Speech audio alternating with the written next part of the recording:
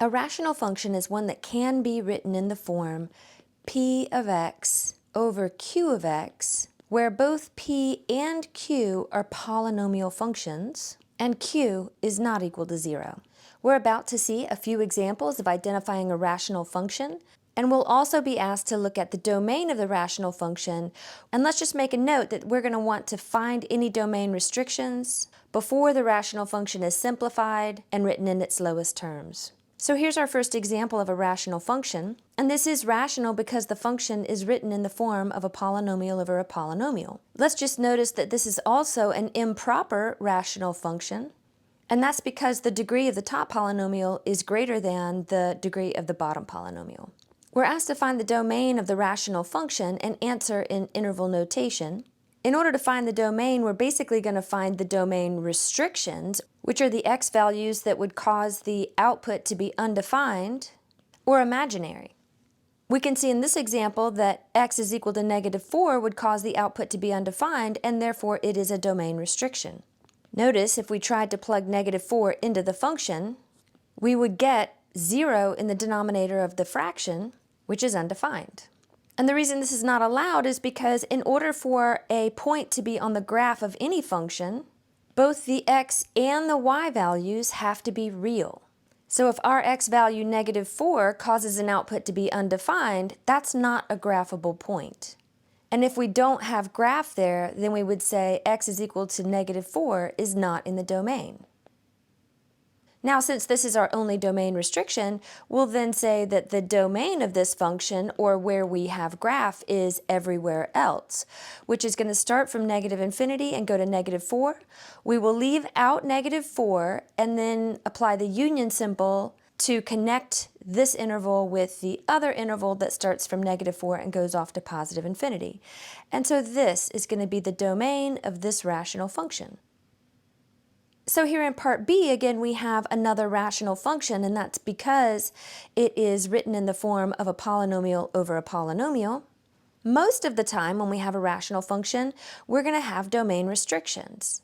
Not always, but a lot of the time. In order to determine what the domain restrictions are here, we're going to need to factor this denominator. And that's going to enable us to find the domain restrictions, which are the x values that cause the output to be undefined. This trinomial in the denominator factors into x plus 6 times x plus 2. And what we can see here is that these x plus 6 factors are going to cancel out. However, before we do that, let's remember what we said back up here when defining a rational function, is that we need to find the domain of the rational function before we write that function in its lowest terms. So before we cancel out the x plus 6 factor, we have to find our domain restrictions.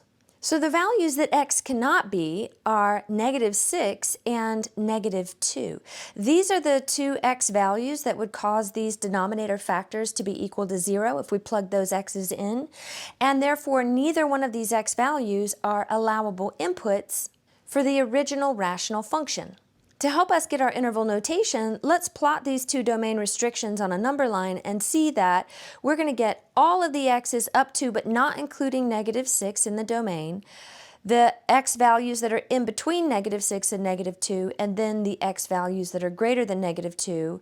So the domain is going to be written in interval notation as -infinity to -6.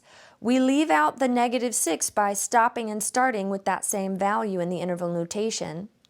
We then move through to -2. We're going to leave -2 out with a parenthesis, and then connect that to the interval starting at -2 and going out to positive infinity. So this is the domain of our rational function. I do want to say a few more words about why we have to find the domain before we simplify that rational function. As you can see, this function does simplify, and we would end up with 1 over x plus 2 as the simplified version of the rational function. However, this simplified version is not exactly the same as the original version. And that's because if you just look at the simplified version, the only domain restriction that we can see is that x could not be equal to -2. However, at the very beginning, there were two domain restrictions.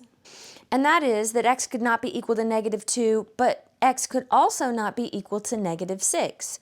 So in order for this simplified version of the rational function to have the exact same graph as the original version, which it must in order to be considered equal, then we have to manually impose the domain restriction that was lost in the simplification step. The domain restriction that we lost in the simplify step was that x could not be equal to -6. If x could not be equal to -6 at the beginning, then it cannot be equal to -6 at the end. And since we're not able to see that restriction, we add a semicolon and then manually impose that domain restriction that was lost. There are two domain restrictions in the simplified version of the rational function, which matches the domain restrictions of the original version. So now these graphs are going to be the same. And now for the last example in this video, we have another rational function because it's in the form polynomial over polynomial. But remember what it means to be in the domain of a rational function, or any function for that matter. It's the set of all real x values that cause the output to also be real. Again, in order to be a graphable point on any function, both the x-coordinate and the y-coordinate need to be real. So if either one of these are undefined or imaginary, we do not get a graphable point, and we do not get a domain or range element there. Another way of saying that is that we're looking for all the real x values that cause the output to be defined and real, not imaginary. When we have fractions, it's more likely that we're going to have an output that's not defined. In this case, we are looking at who are the real x values that cause this output to be defined.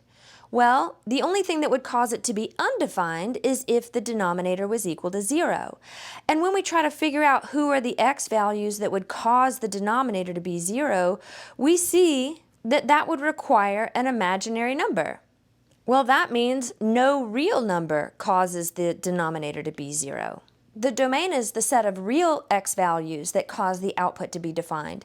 If it requires an imaginary number to get 0 in the denominator, then no real number is restricted, which means that the domain of this rational function is going to be all real numbers, because every real x value gives us a graphable point.